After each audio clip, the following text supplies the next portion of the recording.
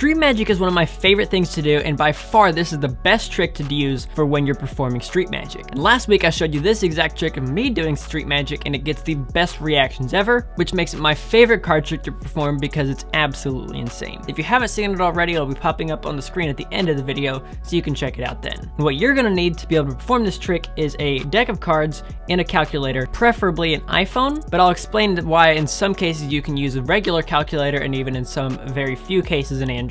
But for the most part, you're going to need an iPhone. And it's not just because I don't like the green text bubbles, it actually does make a difference for the trick. So when you grab your deck of cards, you're going to hand the deck of cards to the spectator. And of course, I'm only showing you the tutorial on this, the performance was in the street magic video. So I'll turn off the calculator for now, we're gonna get back to this in a second, and you'll see that in the performance what I did was, I handed the deck of cards to the spectator and let them find the ace through the nine of hearts. Now the way that I normally do it is I normally have the calculator part not set up and I use the spectator's phone to do it, which means there's a bit of setup in the moment. If you want to do it where you use your own phone and already have it set up, then you don't need to have anything special with these top 9 cards, you can just already have them done. But to be able to give myself some extra time, I just let them go ahead and find the ace through the nine of hearts specifically because it gives me a little bit more time to set up stuff on their phone. Now here's how the trick works. Once the spectator has found the top 9 cards, you can take the rest of the deck and get rid of it. You're going to have to explain to the spectator the same way that I did in the video, that if they say 1, 1 card goes down every time they say 1. But if they say 2, you're gonna switch them, though it now mixes up the order like that. So 1 is here,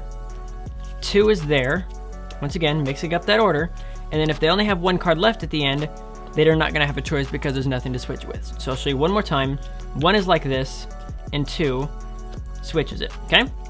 Now, me doing that puts it in this order. You ready? 3, 5, 7, 6, 8, 9, ace, 4, 2. Now what I can do is, I'm gonna put them back into the regular order that we started with, and you're gonna see me do it exactly the same with almost the exact same phrasing because you have to get it back to that same order. First, I want to show you that you either have the choice of saying 1 or 2. If you say 1, every time you say 1, 1 card goes down. But if you say 2, they're gonna switch. Now notice, I put 2 cards down first, then a switch. So every time you say 1, it looks like this, and 2 looks like this. So then I go another 1, and then another switch. I put 1 more down, and then I say, but if there's only 1 left, you don't get a choice. Now that currently puts me at this. 3, 5, 7, 6, 8, 9, 1, 2, 4 is at the top. So we need to switch these 2 and get it to the bottom. That's why I give the one last example where I say, okay, I'll show you one more time. 1 is like this, 2 is like this, and I put those 3 at the bottom, which puts me back in that same order of 3, 5, 7, 6, 8, 9, 1, 4, 2.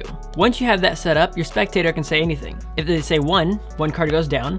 If they say 1 again, 1 card goes down, which means the 3 goes down first and then the 5. If they say 2, you take the top 2 cards, you switch them both, and you put them both down, which means the 3 still goes down first and then the 5. So if they say 1 or 2, it doesn't really matter, as long as when you do 2, you switch them and put them both down, it always ends up 3, 5, 7, 6, 8, 9, 1, 4, 2. Now that's the cards portion of it, and you'll have that completely set up.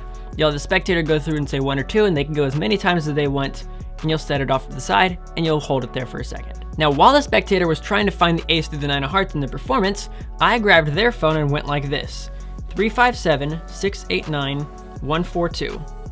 Then I did this. So this is the same order, the same number that is over here. Then I did this.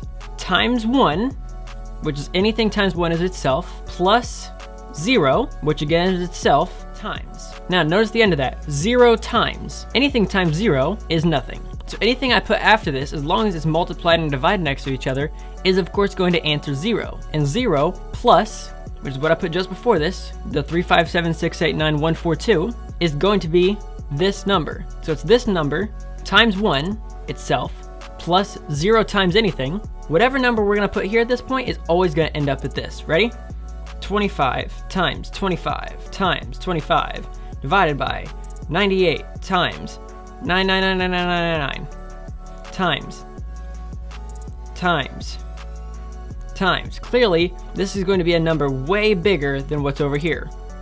But if I hit equals, it still comes out to be that exact number. So this is what I did in the performance, was I put that number in, times 1 plus 0 times. Once I had that done, I pulled this back so they couldn't see that the times button was just sitting there ready. And I said, okay, give me any number. And they said, let's say 65. So I typed it in first and then I turned it around. Then you can hit times, have them say 32. Say divided by, give me a 2-digit number. Let's do times, give me a 4-digit number. And you can just have them keep going and going as long as you're only hitting multiply and divide. Whenever you're ready, you can leave this off to the side, see what number we got over here. Make sure you lay it out 3, 5, 7, 6, 8, 9, ace, 4, 2.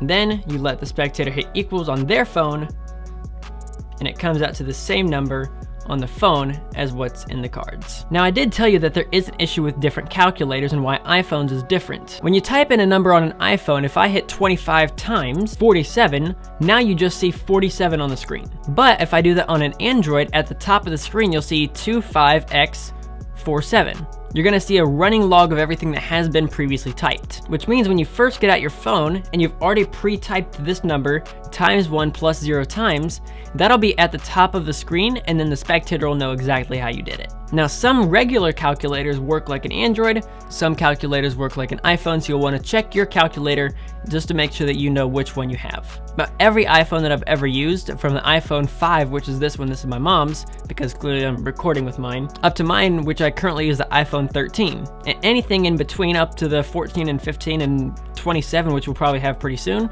anything iPhone-wise is gonna work. That even includes Macs or iPads or anything else. So make sure that you check and see which one you have first. But again, showmanship is gonna be a big part of this trick to make sure that you're going over it the same way that I did to get the best reactions. And if you haven't seen that already, make sure to click on the video right here so you can see my Street Magic video. And of course, if you're gonna need some cards to be able to do this with, I always bring my own, and these cards right here are the Jet Setter playing cards. If you wanna pick them up for yourself, you can click right there or the first link in the description below. Make sure to subscribe if you like magic tricks just like this one, and I'll catch you guys in the next video. This is CPM, signing off.